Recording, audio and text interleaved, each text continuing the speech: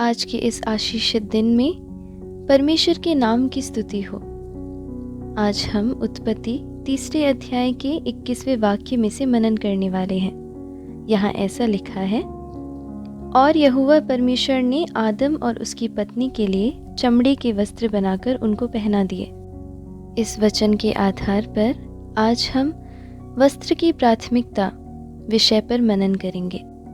हर एक वस्त्र का एक महत्व है, इसलिए परमेश्वर ने आदि मानव को उचित वस्त्र बनाकर पहनाया। कई लोग ये सोचते हैं कि वस्त्र का कोई महत्व नहीं है, इसलिए वो कुछ भी पहनकर घर से बाहर समाज में सबके सामने निकल जाते हैं। परमेश्वर का वचन सिखाता है कि एक आत्मिक व्यक्ति का पहरावा किस प्रकार होना चाहिए। अलग अलग भाषा बोलने वालों को, देशवासियों को उनकी सांस्कृतिक रीति के अनुसार अलग अलग पहरावा है। एक बात जो हम में से प्रत्येक को समझना है कि जिन लोगों के बीच में मैं और आप रहते हैं, उस समाज में जो वस्त्र को स्वीकृति मिली है, उस कपड़े को हमें पहनना है। यह हमारे लिए और दूसरों के सामने एक अच्छी गवाही बनने के लिए मदद मिलेगी।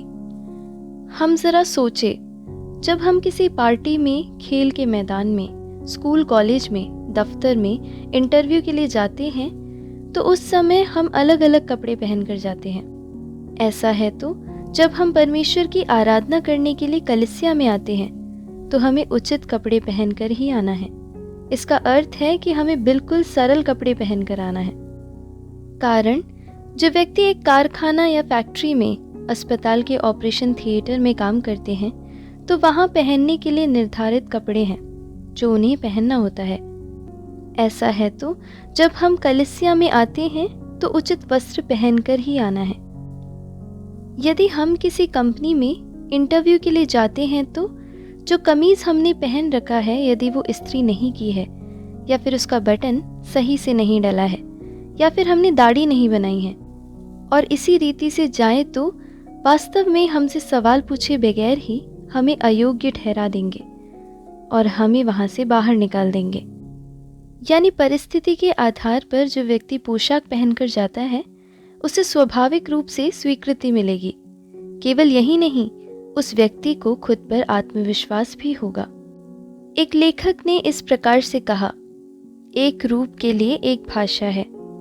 एक अच्छे व्यक्तित्व के लिए बेहतर रूप से वस्त्र पहनना बहुत जरूरी है। प्रियो, हम जो कपड़े पहनते हैं वो कितने महंगे हैं या फिर किस कंपनी के द्वारा बनाए गए हैं, यह महत्वपूर्ण नहीं है। अवसर के अनुसार शालीनता से भरे वस्त्र पहनना है। इसके विपरीत हमें देखकर कोई ये न कहने पाए, देखो उन्होंने कैसे कपड़े पहन रखे हैं। ऐसा हमारे बारे में कभी कोई कहने ना पाए। इसलिए प्रियो, जो कपड़े हम पहनते हैं उसकी एक भाषा है। किस प्रकार की भाषा आप अपने कपड़ों के द्वारा समाज के लोगों के बीच में फैलाना चाह रहे हैं, इसके लिए खुद का मूल्यांकन करें।